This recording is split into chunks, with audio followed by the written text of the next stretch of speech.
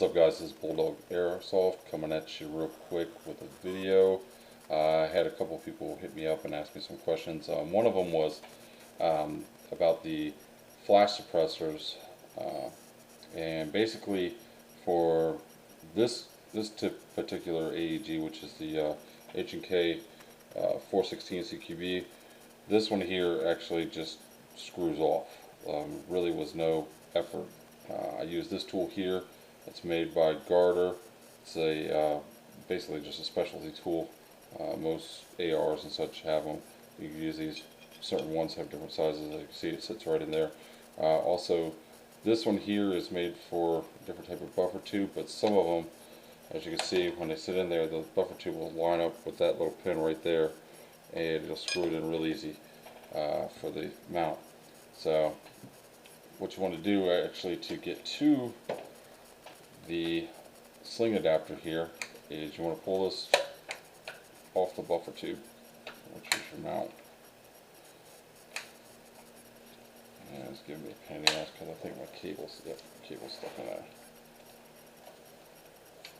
Pulling, and it'll come off. There you go. So what you do is you get that off, and then this right here is going to screw off as well. You want to, mine's actually really tight, and I don't have my flathead with me, but you want to unscrew this right here, this locking mechanism, completely off till it's probably about actually not completely off, till it's about 2 or 3 threads in, and then you're going to take a screwdriver. This one takes a Phillips head, run it all the way down inside the buffer tube, and it's a pain in the ass to be able to see it and do it on camera. I tried it before and it just doesn't come out too pretty.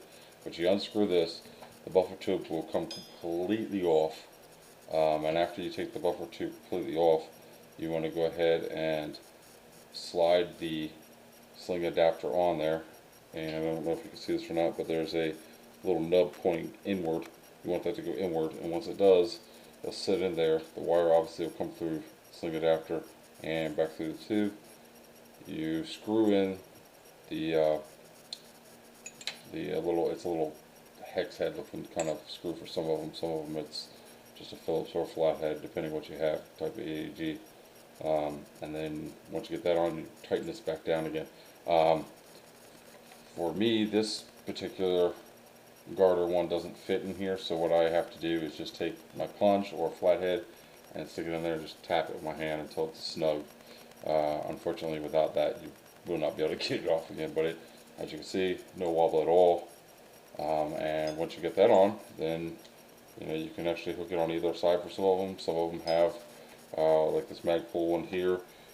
You could screw it in using a hex head. They're all different. It just depends what you got going on. But also, like I said before, some of these, if you're looking at them, especially the orange chips, the higher quality ones are obviously metal. Some of them will just be 14 millimeter and they'll unscrew. Handy tool, even an adjustable wrench will work with it. And what you want to do is, with the other ones, there's some that have a hex head or an Allen key set, something to that effect. You unscrew it. Sometimes there's one on each side, depending what, like I said, what kind of AEG you have. And then there's the really cheap heads that are glued on.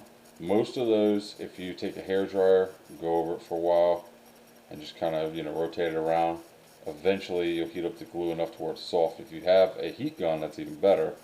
Just obviously don't hold it too close to the tip or it'll melt the damn thing. And then you can slowly kind of work it off. But most of the ones nowadays, especially the higher dollar ones, they're 14 millimeter, they unscrew, they're good to go. I took this one off. This is the one I bought from one of the guys on Facebook.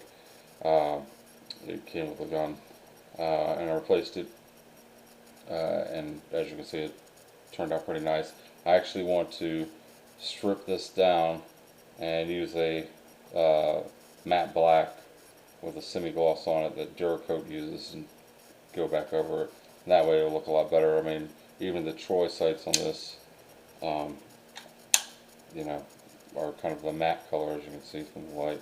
But anyway, hopefully you guys, get a little input from this. If you have any questions or anything, feel free to hit me up. I'm not the best person in the world for tech work, but I'm learning just like you guys are, and anything I've learned, I try and pass it on, because sometimes it just isn't the information that you can need on there. Anyway, this is Bulldog Airsoft. Have a good one.